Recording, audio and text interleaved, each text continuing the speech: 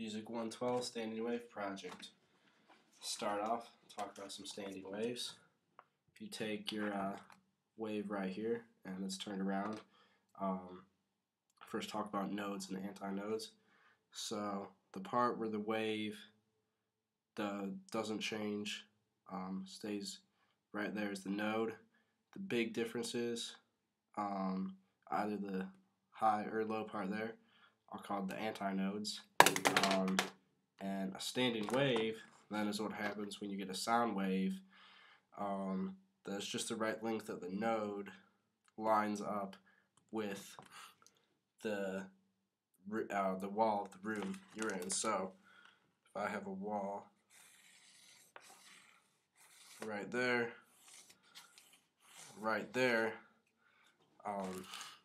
and then sound is reflecting off the wall, what's going to happen is the wave, let's say it's coming from here, goes over, the node is right at the wall, so it reflects back, and it's reflecting back along the exact same wavelength, bouncing back, just going back and forth like that.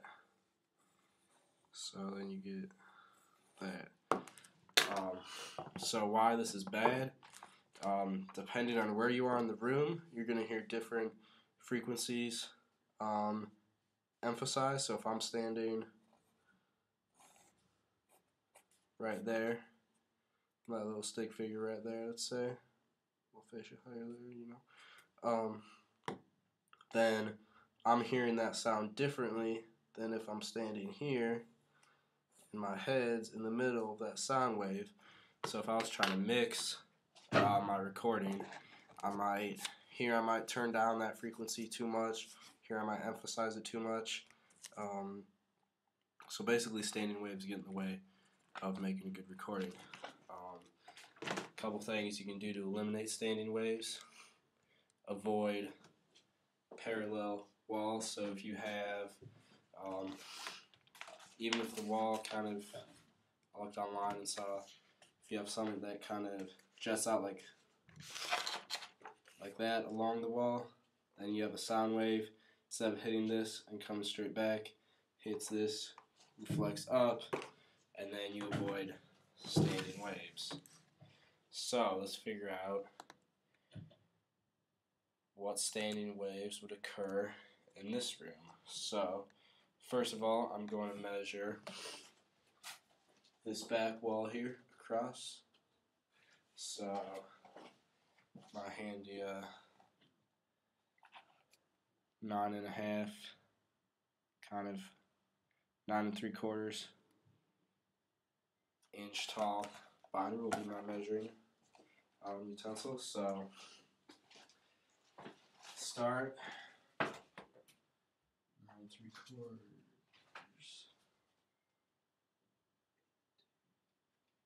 19.5,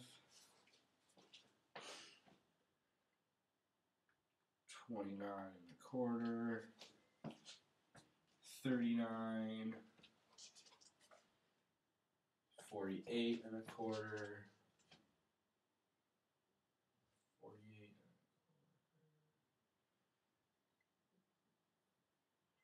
58.5, and then estimate these last 58.5. 960. I'm gonna estimate this is about 60 inches. So we'll write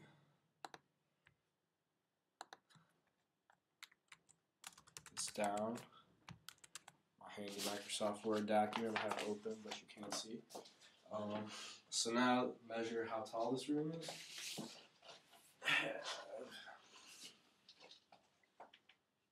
9 3/4,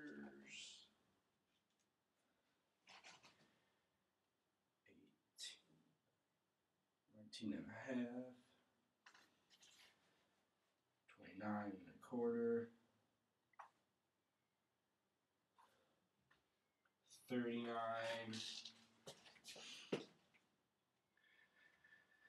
48.25,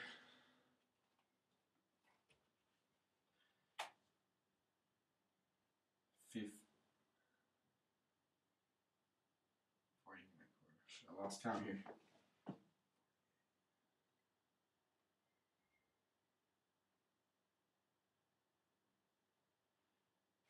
58,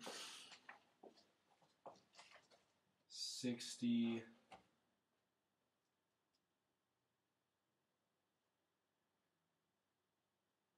7 1/4,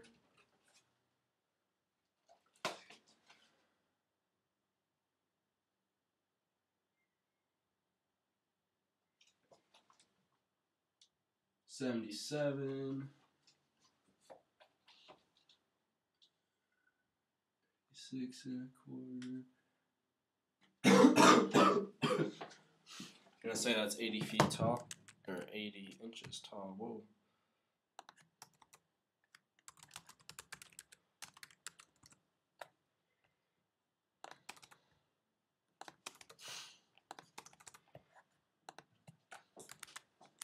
And finally, how long the room is from this back wall to where my computer is.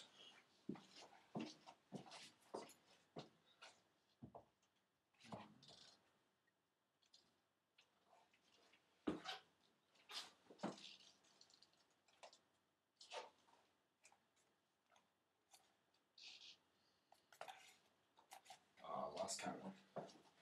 This one.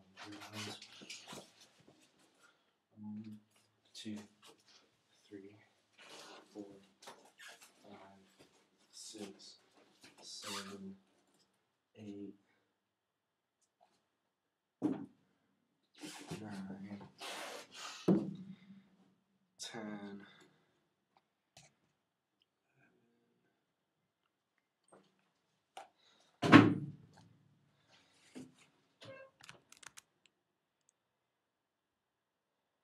Alright, so I have 11 lengths of this book times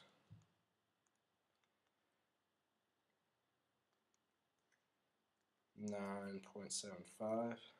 Calculator right here. Gives me 107 inches long.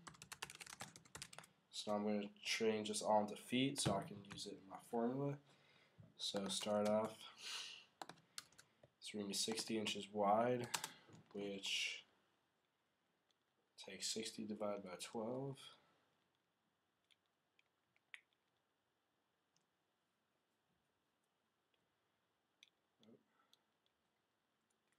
60 divided by 12 minus 2 gives me 5 feet. Then let's go 80 inches tall. 80 divided by 12. Ooh. This equals 6.66 feet.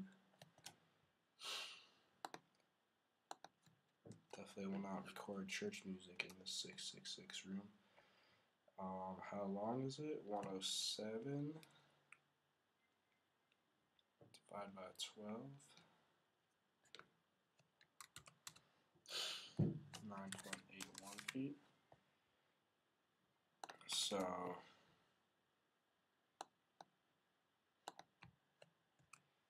final measurements: 5 feet wide, 6.66 feet tall,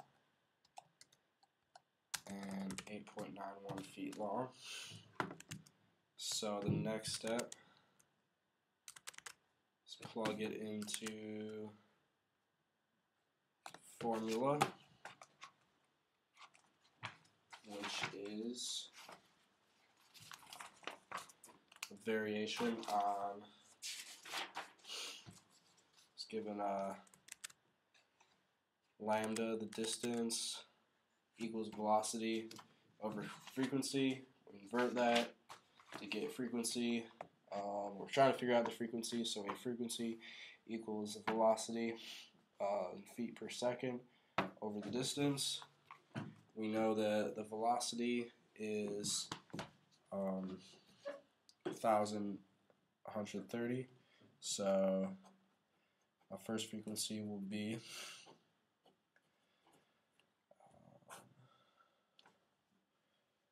1130 over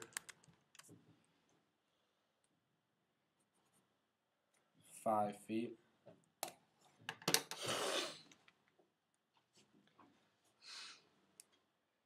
which gives me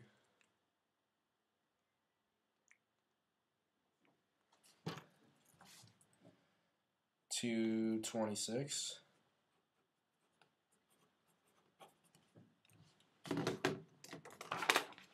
Maybe inverted, I'm not quite sure, but see that. Next frequency, same formula. 1130 over 6.66. 3 significant numbers there, so going for 3 significant numbers as a result.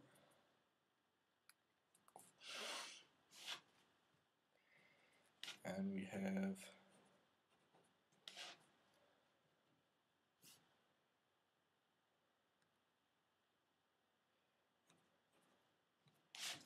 169.66.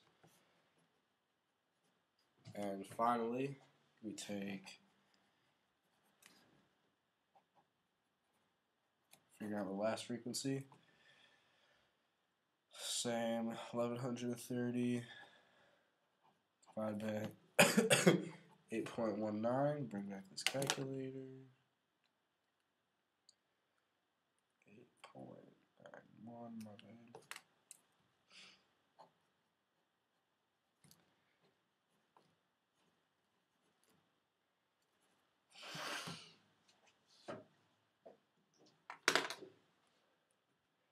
Gives us frequency 126.82.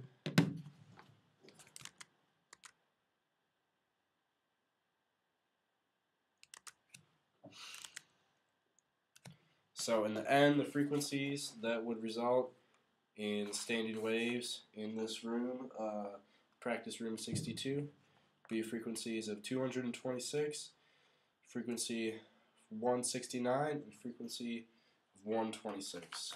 So watch out for those frequencies if you ever record in here.